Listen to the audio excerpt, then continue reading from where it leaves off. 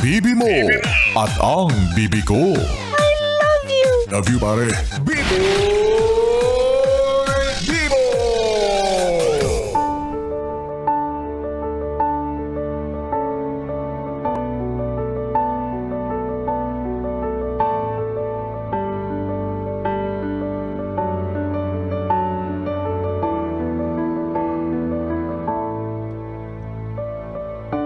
Yes, friend, ako'y nagbabalik, DJ B-Boy Bibo, para sa ating tuloy-tuloy na BB Time tungkol sa usaping kung ako na lang sana ang iyong minahal.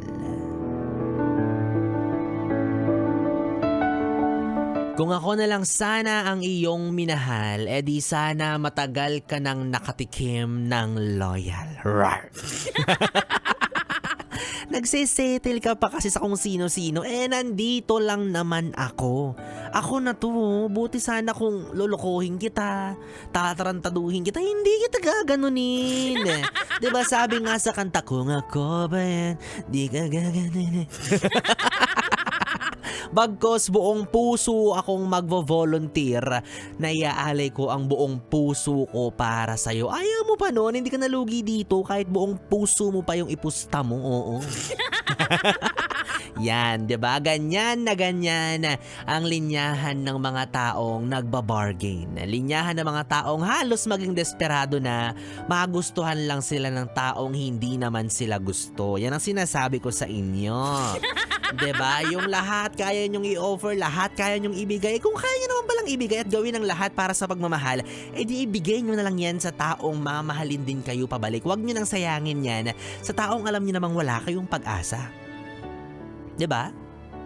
Ayaw nga sa'yo bakit namimilit ka ba ha?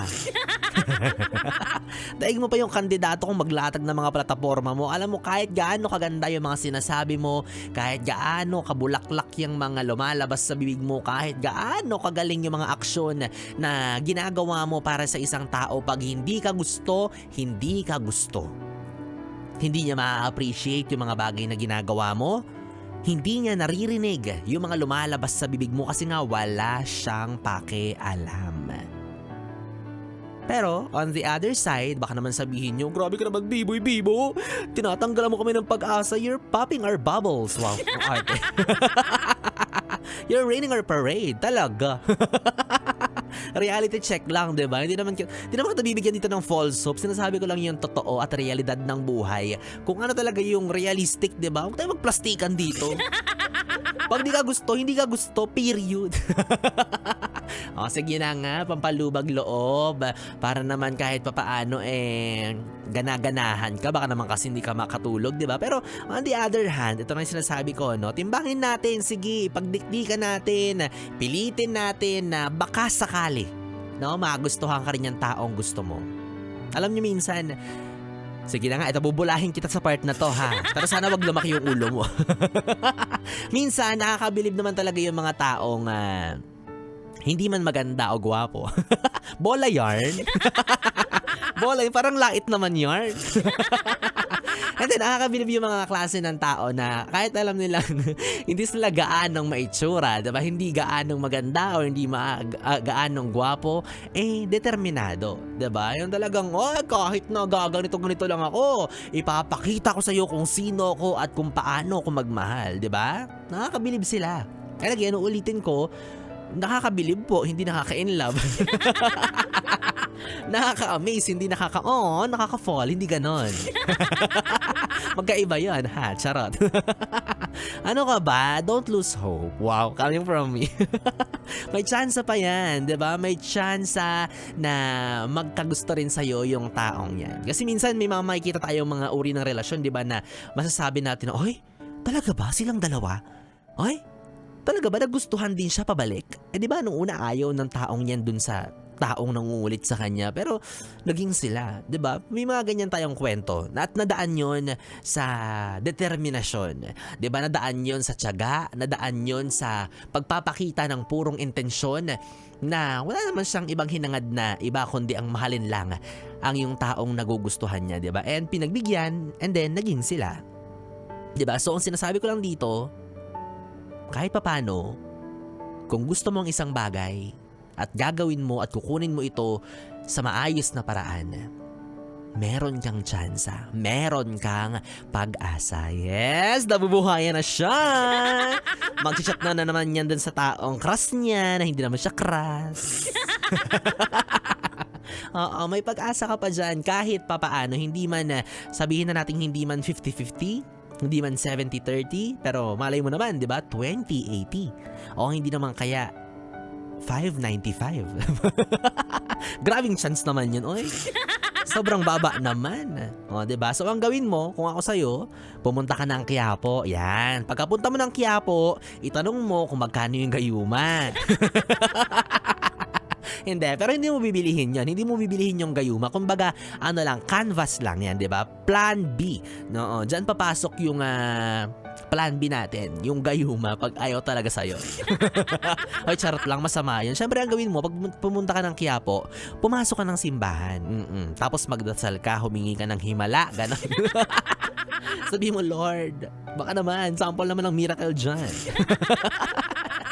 Ay, kidding aside, yes, friend. Gusto ko lang sabihin sa'yo na ina-acknowledge ko naman yung determinasyon na meron ka. Na-appreciate ko yung pagtsatsaga mo na ipakita yung salubin mo sa taong pinipilit mong gustuhin ka rin, di ba? Or dahan-dahan na hinihilot mo, di ba? Na magkagusto rin sa'yo. Na-appreciate ko yan at ina-acknowledge ko yan, no? Sana i-acknowledge din niya pabalik, di ba?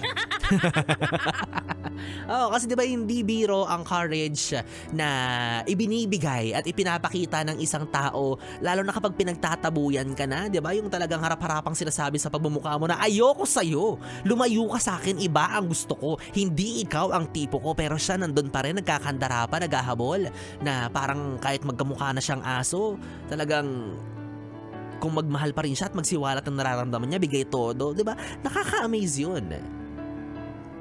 Kasi hindi kagaya nung iba dyan, di ba, na masabihan lang na, di kita type, nawawala na agad ng pag-asa, sumusuko na agad. So ang ending, ang dating doon sa taong kinatitipuhan niya ay wala ka pala yun, mahina pala, weak pala yun Ang dali namang sumuko pero ikaw, bilang meron kang determinasyon na siya ay makarelasyon, hindi ka sumuko. Pinakita mo talaga kung sino ka.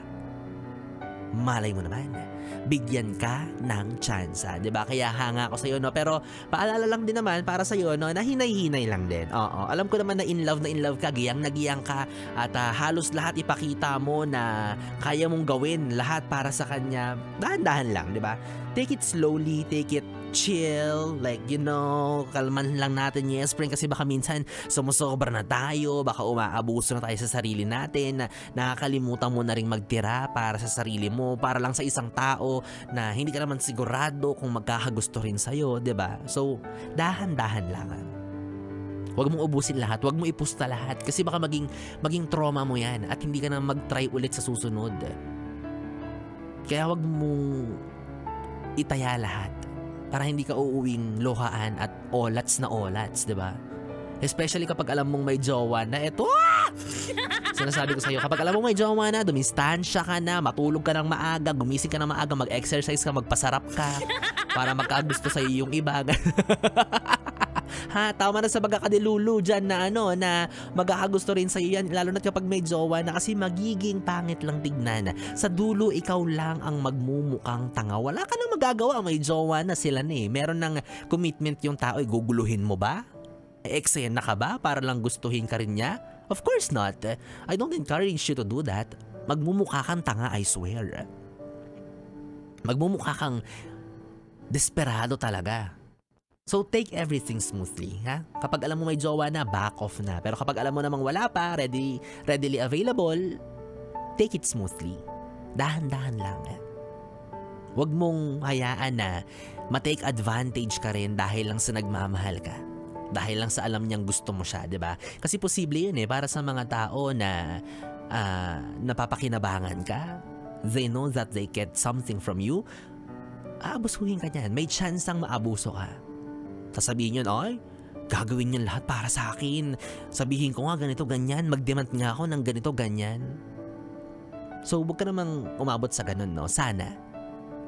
And if that happened, kung hindi man masuklian yung pagmamahal na binigay mo at naabuso ka lang, na take for granted ka lang, wala tayong magagawa. Nagmahal ka lang naman eh, diba? But, isipin mo, hindi ka walang nawalan.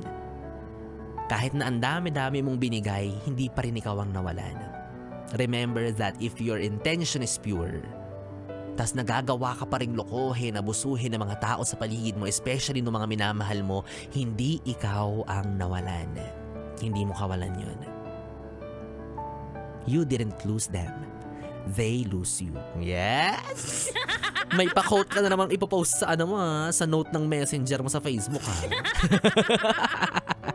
Minsan lang talaga yes friend, kailangan mo lang aminin na hindi talaga siya para sa'yo. Kailangan mo lang din tanggapin na hindi lahat ng gusto mo ay makukuha mo. Na hindi ikaw ang may hawak at nagpapaikot ng mundo. Kaya reserve that genuine love to someone better and more deserving. Diba? Yung taong mamahalin ka rin pabalik, yung kayang i-reciprocate lahat ng ino-offer mo when it comes to love. Don't be stuck with that one person na wala namang ginagawa pabalik para sa'yo. Kapag sinabi sa'yo na ayaw niya na sa'yo at hindi kanya gusto, sabihin mo, don't. Diba? Learn to value yourself. Hello, ikaw na yan. Idol nga kita eh. Diba? Pag sinabing ayaw sa'yo, ayaw sa'yo. Talikuran mo, maglakad ka palayo, humanap ka ng ibang majojowa mo. Ganun lang yun. Huwag mo nang ipagsiksikan ng sarili mo sa taong hindi naman kasarapan. Diba? So bakit hindi ka nalang kay Biboy-Bibo kaya, no? Para makatikim ka man lang ng jumbo embutido kahit hindi ka magbigay ng motibo. Kainis ka, dugyot naman ni Biboy. Kaya hindi kasi gumagawa kami ng embutido, ikaw talaga, napaka-malisyoso mo ha. Well, anyways mga yes friend, 3 oras na bibi time ang ating pinagsamahan. Nakapiling niyo po ang bibi niyo sa radyo, DJ Biboy-Bibo, ang DJ na single, ready to mingle, basta walang label. Magkasama at magkarinigan tayong muli bukas sa parehong oras, dito pa rin at dito ka lang sa istasyong No Problem, ang 101.1 Yes FM. Solid! Good night, bibi! Mwah, mwah.